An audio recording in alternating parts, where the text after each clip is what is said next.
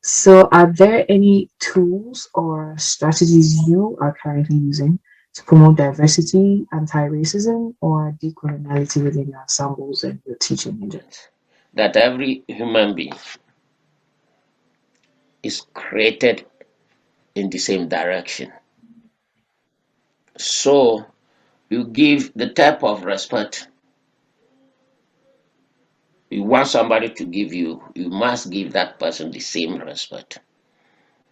Okay, before you say something to somebody, I told them you have to think about, okay, what I'm going to say to this person now. If he says or she said the same thing to me, will I like it? If the answer is no, please don't say it. If the answer is no, don't say it. Okay, what I'm going to do to this person right now, if he does the same thing to me, will I like it? If the answer is no, don't do it. We give each other a respect. And with that respect, every society you are, there'll be a happiness. That's what I tell my students.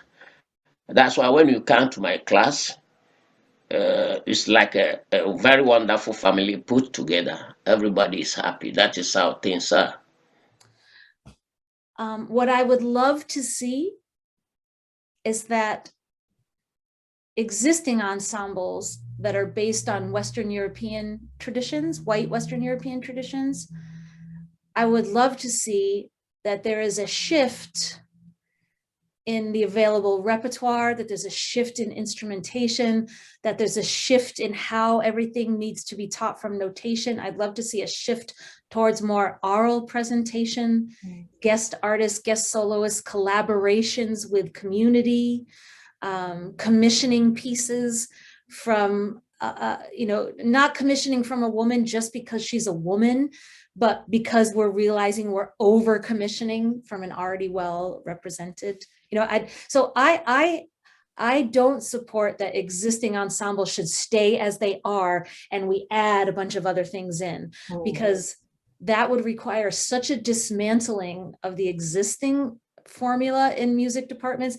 I don't think it would ever happen. It would be like recreating a baby. So I think a better result would be that every ensemble was conceived as, because if there's a gamelan ensemble, what's different than our liturgical ensemble, which only does Catholic church music, or from our symphonic band that does this really narrow strip of music, or of our orchestra, right? So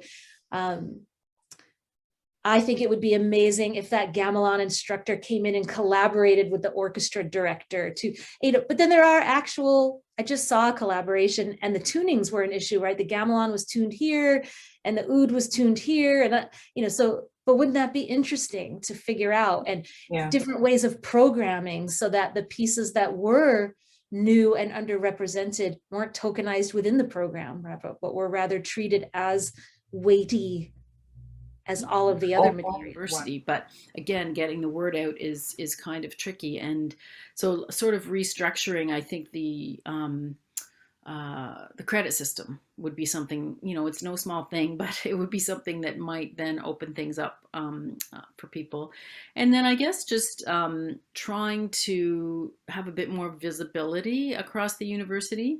And so I am working on those kinds of elements just to try to, it's a bit easy to be quite insular in music because we're really busy. The students are doing an academic degree and a performance degree at the same time. It's an honors degree. So they're really trying to jam a lot of things in. And but I think there's still room for us to, expand a little bit through the university and have opportunities to, be part of events that are going on.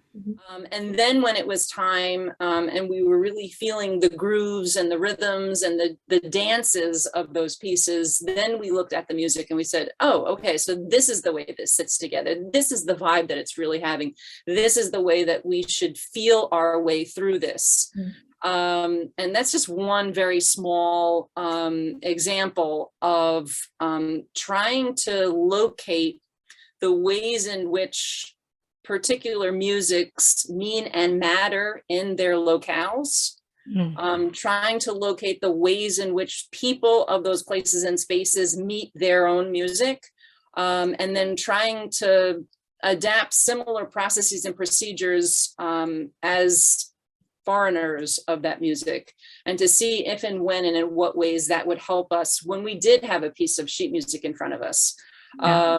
And so that's, again, by no means am I saying that if you just dance a person's music, you will be addressing, decolonization. No, I'm not suggesting that at all. Nor am I saying that that is necessarily socially just in orientation. But what I am saying is that we do a disservice to our students and to the music that we're trying to engage with when we don't think through where it comes from, why it matters, where it comes from, and all of those very, very important questions for really understanding and appreciating someone else's way of being musical in the world. Looking at everybody and engaging everybody, and all the parents get up and dance and sing with us, and it becomes one big community, and the energy is just through the roof. And these are 7th and 8th graders who learn how to engage a community of people, their friends, their teachers, their parents, their relatives, whoever is there, it doesn't matter. And also the nature. We try to perform outdoors when it's good weather.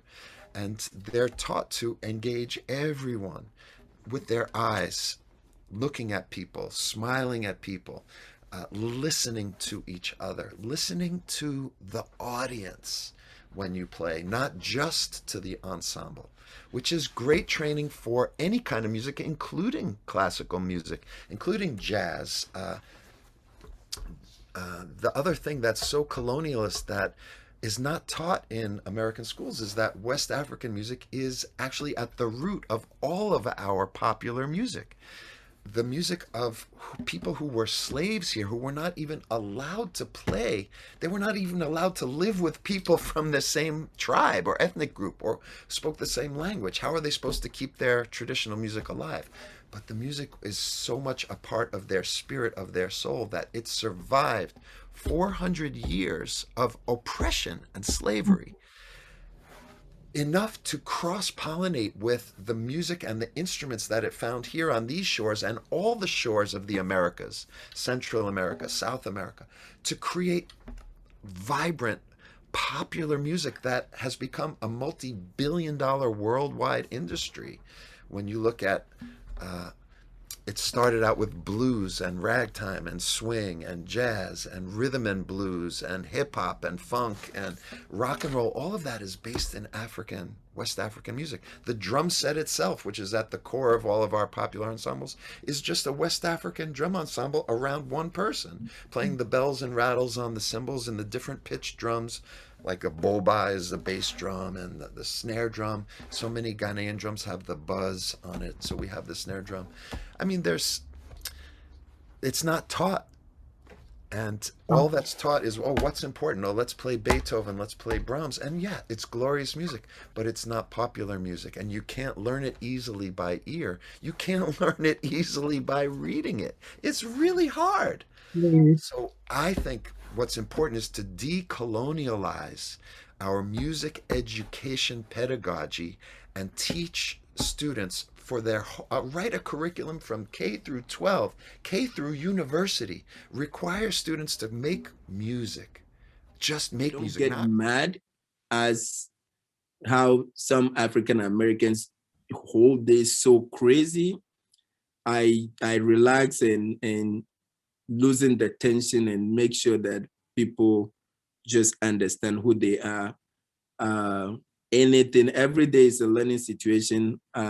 I use every single day to bring to classroom for my students to understand, and most importantly, related to the ensemble, the instrument, things that we are doing, so that they don't see only me talking about life, but how I kind of mediated with the instrument hierarchy and the rhythms of the instrument, the drum language, the song that we sing, and all that, so that they understand that what we are giving to them it's more than music, it's life.